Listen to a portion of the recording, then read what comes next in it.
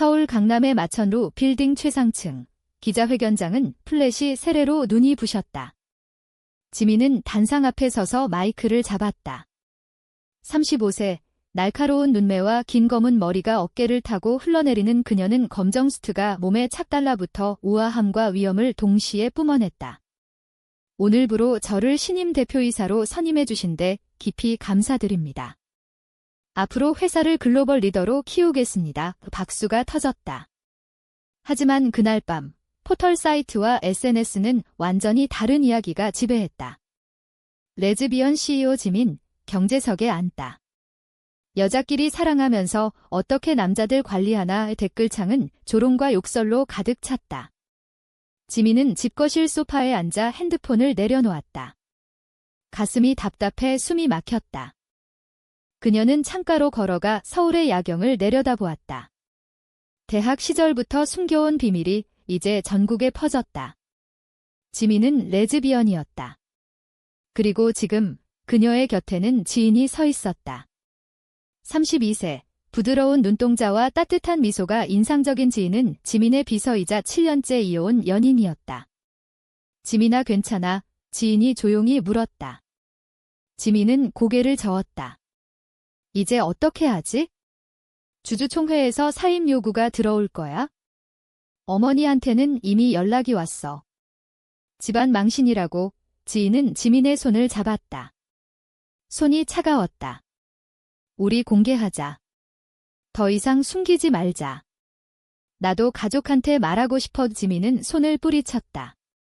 너는 몰라. 이 자리를 잃으면 모든 게 끝이야. 너도, 나도. 그들의 관계는 대학 동아리에서 시작됐다. 문학을 좋아하던 지인이 시를 읽어주면 지민은 조용히 듣곤 했다. 처음엔 친구였다. 그러다 어느 가을밤, 비 오는 캠퍼스에서 키스를 했다.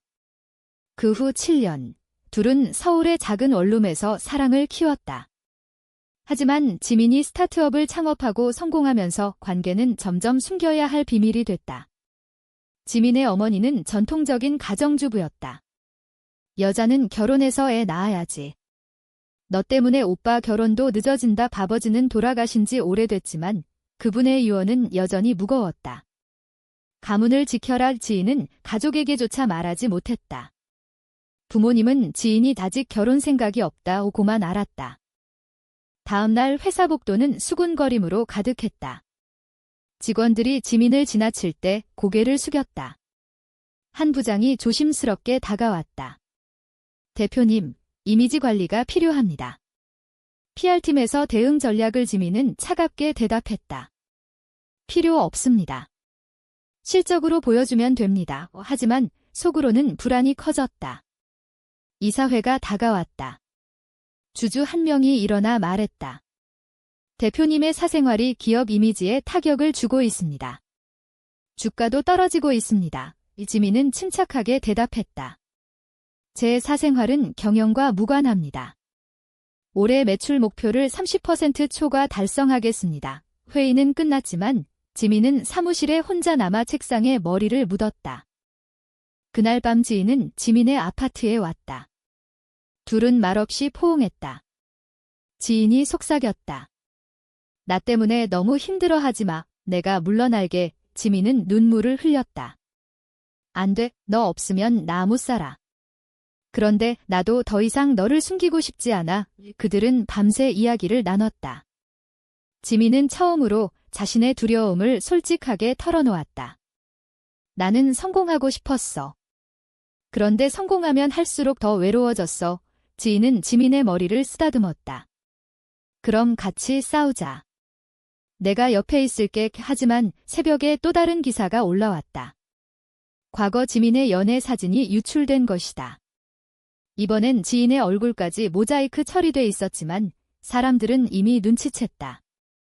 지민은 핸드폰을 던졌다. 이제 끝이야. 이 지인은 그녀를 안았다. 아직 끝나지 않았어. 우리는 아직 여기 있어? 아침이 밝자마자 어머니로부터 전화가 왔다. 너 때문에 내가 동네 사람들 얼굴을 못 들고 다니겠다. 당장 사임하고 해외로 나가. 지민은 전화를 끊고 창밖을 바라보았다. 지인은 커피를 타서 가져왔다. 오늘 이사회예요. 준비됐어. 지민은 고개를 끄덕였지만 손이 떨렸다. 회사에 도착하자 PR 팀장이 기다리고 있었다. 대표님, 성명서를 발표하는 게 어떻겠습니까? 사생활은 사생활이고 경영은 경영이라고. 이지민은 고개를 저었다. 아니요. 사과하지 않을 거예요. 그건 내가 잘못한 게 아니니까. 이사회실은 싸늘했다. 주주 몇 명이 노골적으로 불만을 드러냈다. 동성애가 기업 문화에 미치는 영향은 부정적입니다. 지민은 차분히 대답했다. 그렇다면 제 실적을 보십시오. 지난 3년간 매출 2배 성장, 해외 시장 진출 성공. 그게 제 성적 지향과 무슨 상관입니까? 회의는 팽팽했다. 한편 지인은 복도에서 기다리며 초조해했다. 그녀의 핸드폰에 가족 단톡방 알림이 울렸다. 지인아, 요즘 뉴스에 나온 여자랑 아는 사이냐? 지인은 답장을 하지 못했다. 퇴근 후 둘은 한강 벤치에 앉았다. 지인이 먼저 입을 열었다. 나 가족한테 말했어? 너와 사귀고 있다고. 이지민은 놀라서 그녀를 바라보았다. 왜 그랬어? 지인은 눈물을 글썽였다. 더 이상 숨기기 싫었어. 그런데 엄마가 울면서 나한테 소리쳤어. 너 미쳤냐고. 지민은 지인을 끌어안았다. 미안해. 내가 너를 너무 힘들게 했어. 그날 밤 둘은 처음으로 크게 다퉜다. 지인이 말했다. 너는 항상 내 경력을 먼저 생각해.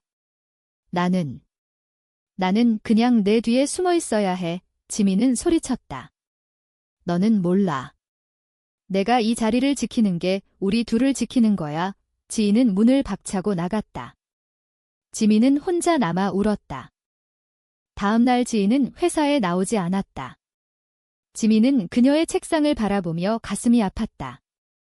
동료 한 명이 다가와 속삭였다. 대표님, 지인 씨가 어제 사표 냈대요. 가족 문제 때문에 지민은 충격을 받았다. 그녀는 지인에게 전화를 걸었다. 왜 사표를 내? 돌아와 이 지인은 차가운 목소리로 말했다. 나도 이제 내 삶을 살고 싶어. 너 없이. 지민은 전화를 끊고 책상에 머리를 박았다. 그 순간 그녀는 깨달았다. 사랑을 위해 모든 것을 포기할 용기가 자신에게 없다는 것을.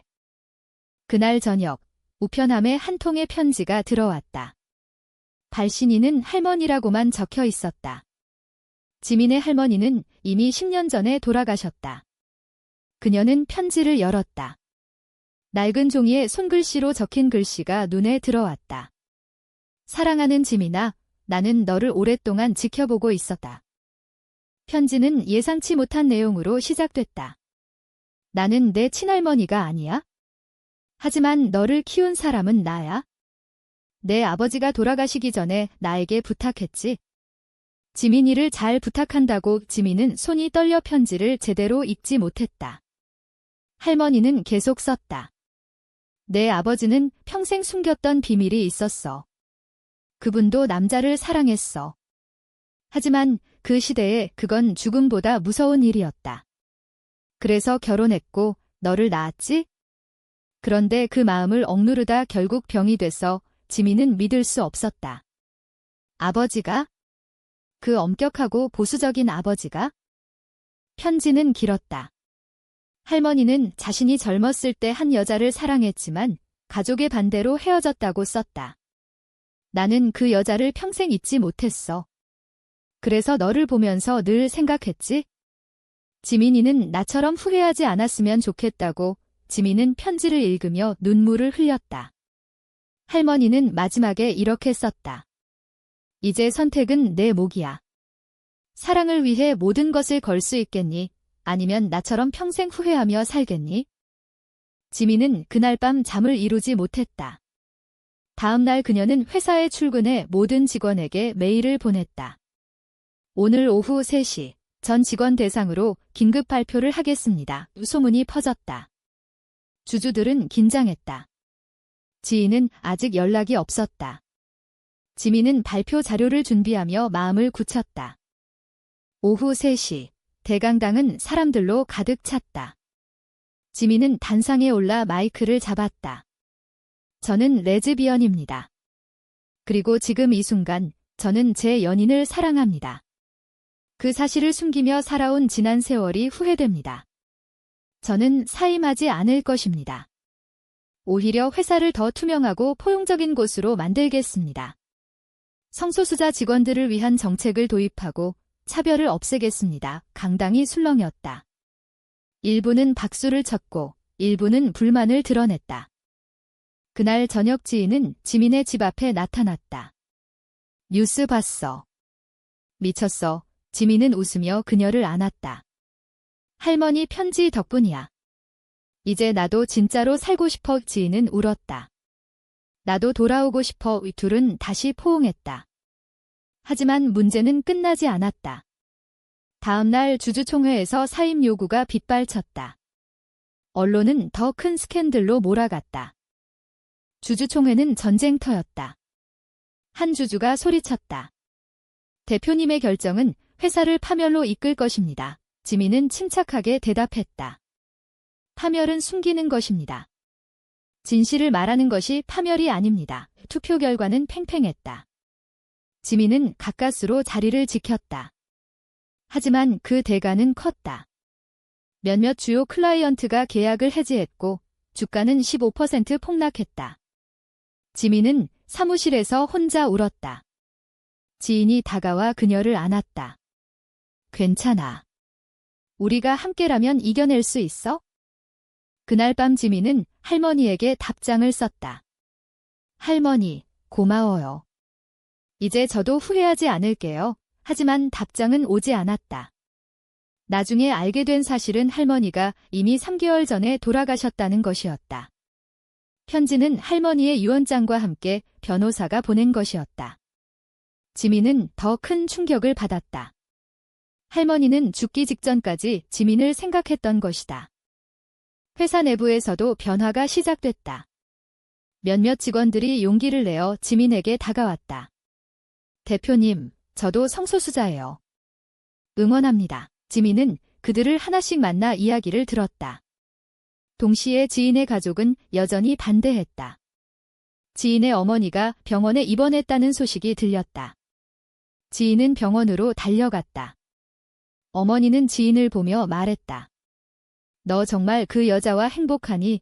지인은 고개를 끄덕였다. 네, 엄마. 행복해. 어머니는 한숨을 쉬며 눈을 감았다. 그럼 내가 행복하다면? 지민은 그 소식을 듣고 병원으로 달려갔다.